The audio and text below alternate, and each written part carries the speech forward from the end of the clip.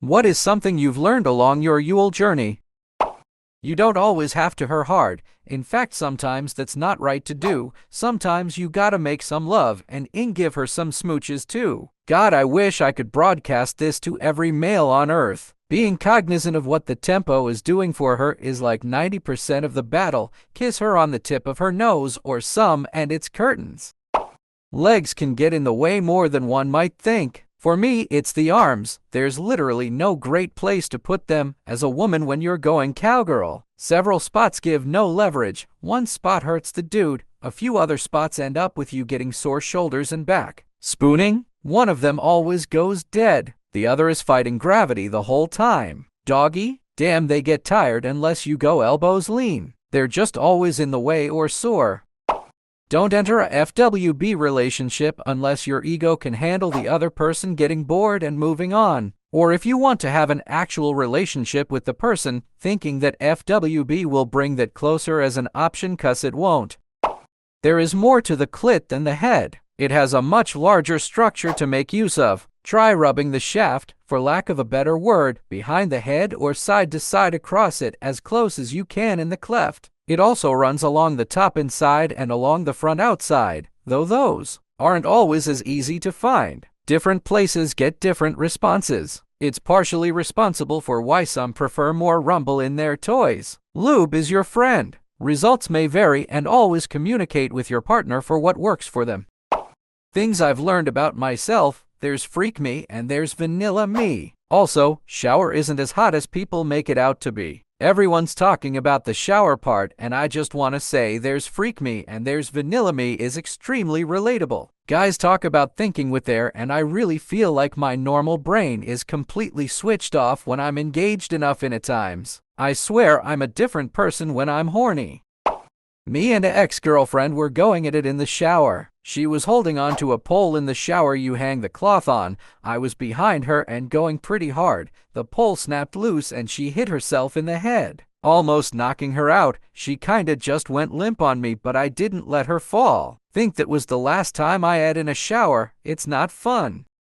So I must have had a unicorn for past partners, because that was some of the best I've ever had. My most recent seemed to get wetter in the shower while I went down on her. Then we either did standing doggy or I just picked her up. She even said that was the hardest she ever came. Didn't have a sticky mat on the floor or anything. Just have to be conscientious of planting your feet if they're on the floor.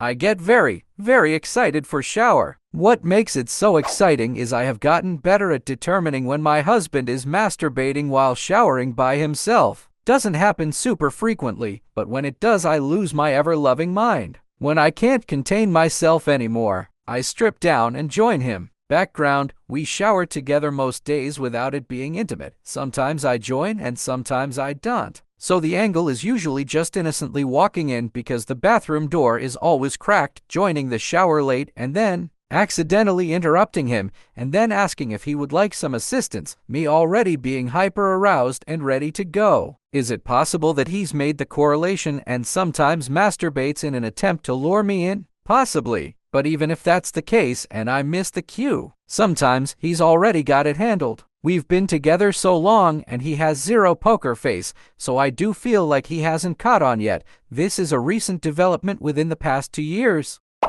Your partner may not be able to come, and that's okay. I've only been able to orgasm clitorally, and only when I do it. There's been a lot of effort by partners, but it just doesn't happen. And that's okay. We still have fun being intimate. As for guys, sometimes there's a block where there's a desire for it, but an orgasm just isn't coming. No pun intended. It has nothing to do with attraction. It's just my body isn't cooperating.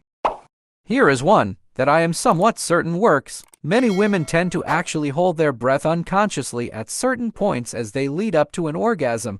I think this actually stops them from orgasming at times. If you breathe heavily, they will often follow your breathing rhythm. So if I notice that my wife is stopping her breathing, I breathe fairly audibly until she copies my breathing. This seems to get her to an orgasm quicker. Being married and all, I don't really have an option to science this, so I give this theory to you, the internet.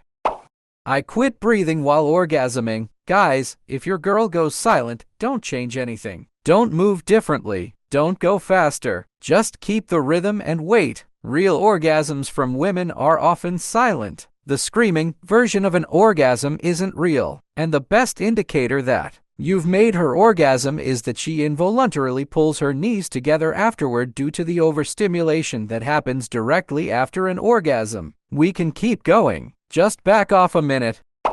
I was my wife's first orgasm, and I think 95% of it is I would see her holding her breath and say breathe, or see her tensing something and say relax here. Some women are just hardwired orgasm machines, but for most it's more mental than it is physical. Assuming the physical stuff is being competently done, relaxation and feeling secure and accepted is more important than the size of your dong.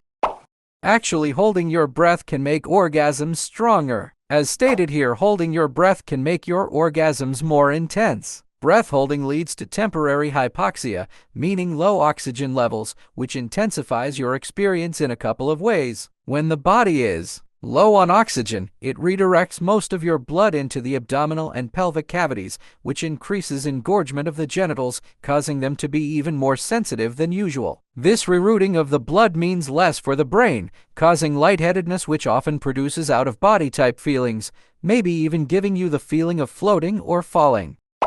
There's ridges on the belly side of the vagina similar to the ridges on the roof of your mouth. It's a sweet spot in my experience. They're pretty shallow too. This is for multiple reasons. The texture changes due to arousal, but keep in mind that you can still be very turned on and your body not respond exactly the same way each time. There are many aspects to arousal. The wavy, textured areas are all around the vaginal cavity and usually at the entrance. This textured feeling happens during different stages of arousal and after climaxing, etc. This is the body's way of trying to keep the sperm inside the vagina. The same way your finger pads get wiggly and wavy in the bath to help you pick up objects is the same idea behind the waves inside the vagina. Without the ridges or texture, it'll just slide right out.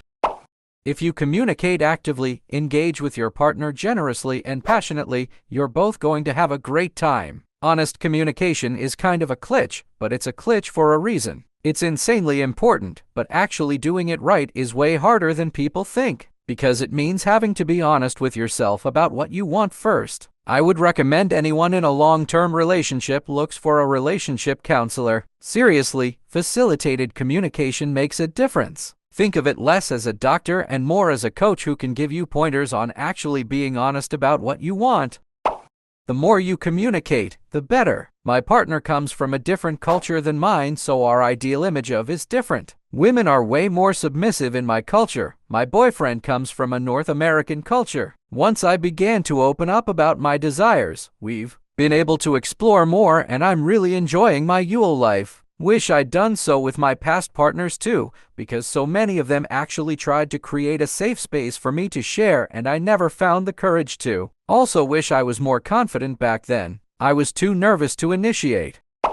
Before going into a long-term relationship, know how high, low your drive is and know how frequently you will need after the honeymoon is over. Both sides should share this information beforehand. My fiancé is hyperual and I'm pleasure-seeking, so we work, lol. It's also important to be the same levels of freaky, open. If you're adventurous in bed and your partner is not, you probably won't feel too satisfied. We've rightly learned that men should actually care about the female orgasm, but women haven't been properly taught that half the work is done in their own head. Get both sides and your mind will be blown. Oddly worded, but very true. Where I am mentally can be the difference between boredom and multiple orgasms.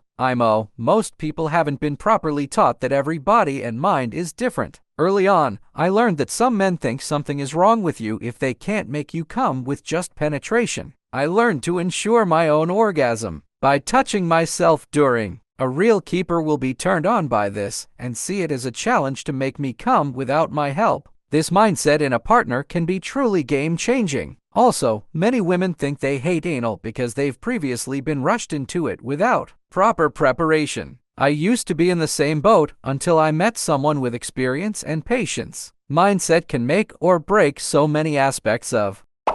No matter who you are, no matter what you look like, there's someone who's looking for exactly you. The trick is to find them. I have an ex-wife. I thought I was happy, but she knew she wasn't. We divorced amicably and I ended up together with my best friend on record. Ex was also good friends with the best friends, nothing under the table. Turns out I wasn't happy with my ex because I had no idea what happy actually was. The surrealism of having all these kinky fantasies in your head that have been for so long dismissed as unreasonable or wrong, only for someone to come along, read your mind and unprompted telling you that your fantasies also theirs. The juxtaposition and surrealism is staggering. Be okay with being single, people. Learn yourself and don't settle just to be in a relationship.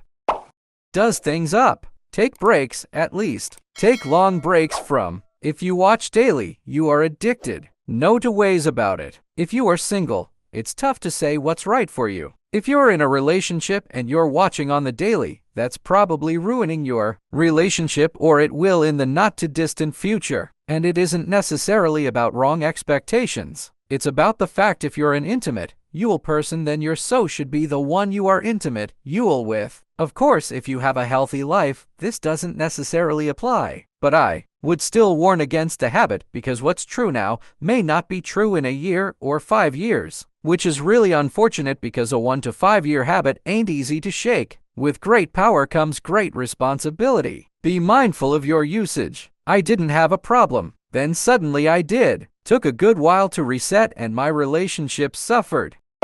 The finger plus tongue combo. I usually like to get started without the finger, but once things are warmed up and ready, I insert 1-2 fingers and eat out with a bit of a mixed rhythm. It gets her to a point where she's about to come, and then I just keep at it. Clear signal that it's working. The part that really tells me that she came is when it gets so intense after the fact that she pushes me off of her because she needs those few seconds to continue anything. I wish men could do the same after busting a nut.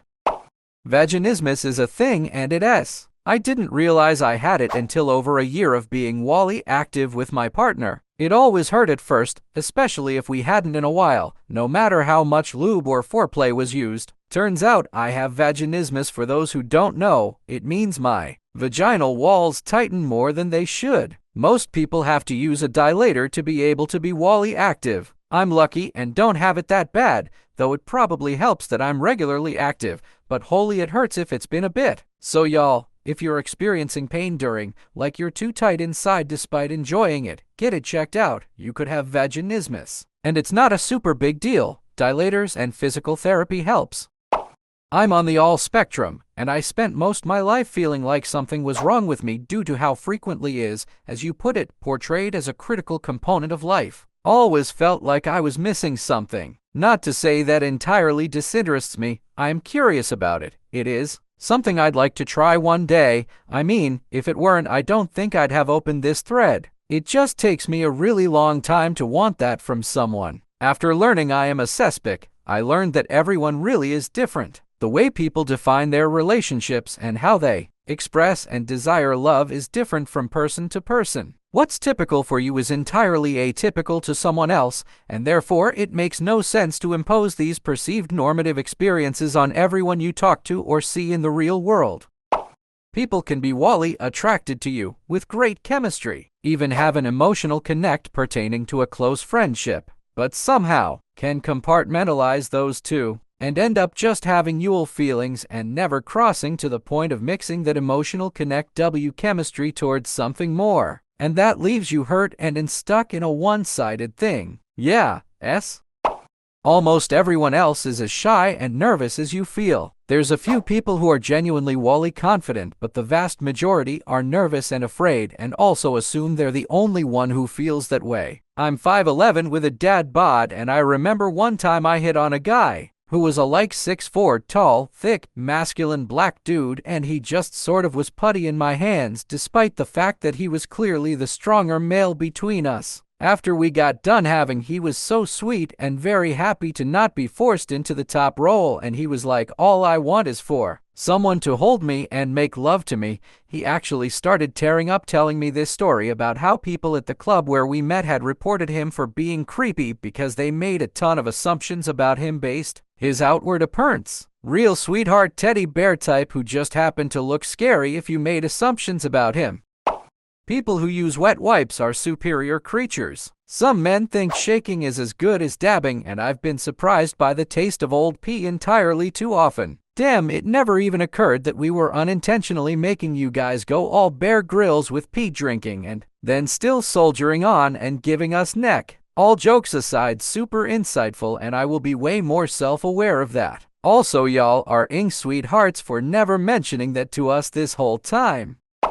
With someone you love makes hookups obsolete, even after they leave. I've had way better out of romantic relationships. You can sacrifice what you like in bed for love, then isn't as important. Your needs isn't as important. For buddy relationships, that isn't the case. You take all your needs and pack them in there and have great with someone that is exactly like you and likes exactly what you do in bed, because it's not about the emotional connection. It's about having just great. I've had X 10 times better outside of a romantic relationship. Why? Because I am a freak in bed with a lot of kinks, something my 2 long-term relationships never could provide. They just wasn't into what I'm into, but I still loved them, just that I never could be myself in bed to a 100%. I know this is a controversial opinion on Reddit, where having with multiple partners a year is basically a crime. So most of you don't even try having casual because your belief in emotional connection is rooted in you. It was for me too until my mid-20s. I thought love and emotional connection was needed for. My relationship ended and I got to have fun being single in my mid-20s and realized that emotional connection during was overrated. My kinks are more extreme than yours most likely, so for me,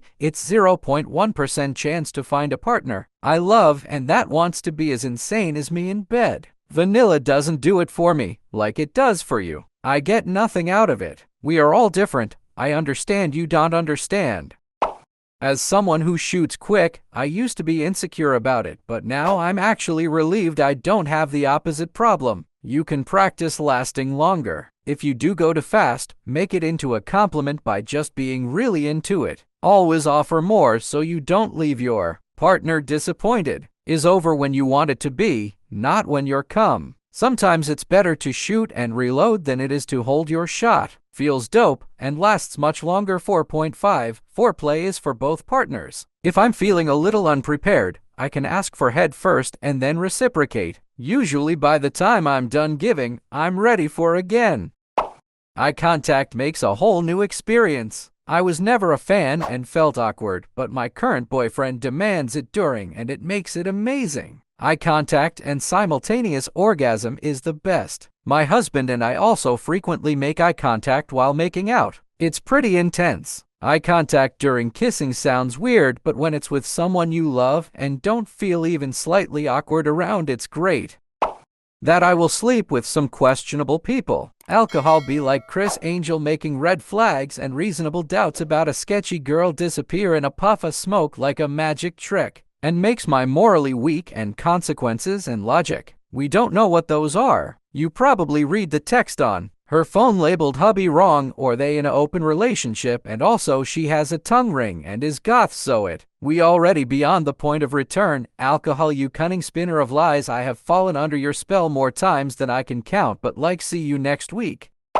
The brain is absolutely the most powerful organ. After years of a less marriage and years of therapy, individual and couples, my wife and I have done enough self and couples work that nearly every time we have now it's multi-orgasmic for both of us. A woman who thought she may be all now can't keep from jumping my bones all the time. So much of Reddit and the real world is full of red flag this and leave now due to incompatibility, that when the truth is that so many people would find they're more compatible than they thought if they'd take responsibility for their own mental health and pleasure. Shouldn't be performative or even orgasm driven as much as it should be sharing fun pleasure with another person. Before you come at me, pun intended, I'm not advocating for sticking it out in an abusive relationship with my red flag comment. I'm saying if every relationship feels like a failure, it's worth looking at the common denominator. We all have self-protection mechanisms that may have once served us that end up no longer serving us. When we can become aware of that, we can be more present for ourselves and our people.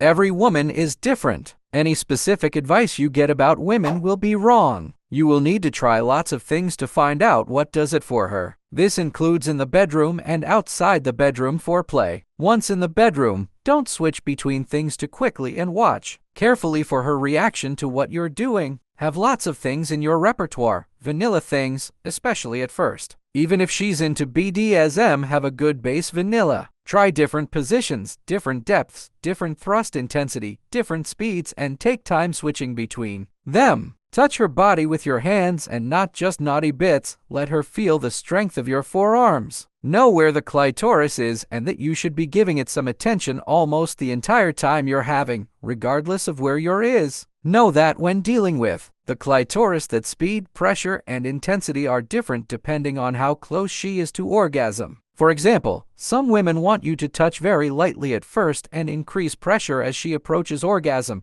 then after orgasm light again because it's extremely sensitive. Other women are completely opposite of this. This is why it's important to pay attention to her reaction, and especially if she guides your hand or says something. Same rules go for oral. On that, we men love to receive oral. Be careful not to project what we like onto women. Not all women enjoy oral. It's another thing you have to try and see. My experience has been less than half of women like it, especially if you've given proper attention to her clitoris. I think I need to go find another girlfriend. Listen to what your partner wants. If they don't tell you or say it explicitly, either through a quite obvious orgasm or words, you need to ask. Everyone is different in some ways and the same in others. I had a time in my life where I was kind of careless with the amount of UL partners in a small time frame, at least for me, and I found myself switching from technique to technique for each partner. The fundamentals all staying the same, but the small stuff always changed. I don't know if this is all girls, but acting dumb while I'm teasing and flirting works wonders. Kind of like I don't know what I'm doing, but I know exactly what I'm doing. I am kind of shy, so it's hard for me to say please just me yarn, so what I do is like, oh sorry, I didn't notice my tank top slipped off my shoulder and now my nipple is showing while we are talking about normal stuff. In general, I feel like us girls are geniuses. We know how to look at you, key words to say, body language to turn you on while looking all innocent. The communication is key. Crowd has a very stiff and unrealistic view of how issues are brought up. To be fair, it's always a hard blow to be told you aren't satisfying your partner, but I would wager it's best to know than just ignore the problem at bay. Being a straight guy, it's very hard to communicate UL gratification with the constant risk of shaming and jeopardizing the relationship above one's head. On the other hand, though, I have noticed that uplifting your partner can lead to inspiring her to reciprocate. What I mean to say is that giving in a relationship is essential, but knowing when and what to take from it leads to happiness. Seems pretty simple, but it's hard work either way, as a people pleaser or a narcissist. As a man, every time you get excited and want to rush, don't. There is no need to rush. Proceed with a steady and deliberate pace. Let things build. Sometimes, when you're at a pace and getting towards the summit, slow down and back off. The climax isn't going anywhere, and it's better when you take your time and get there deliberately and gradually. When you rush, you waste all the anticipation, and the anticipation of the climax is more playful and makes it better.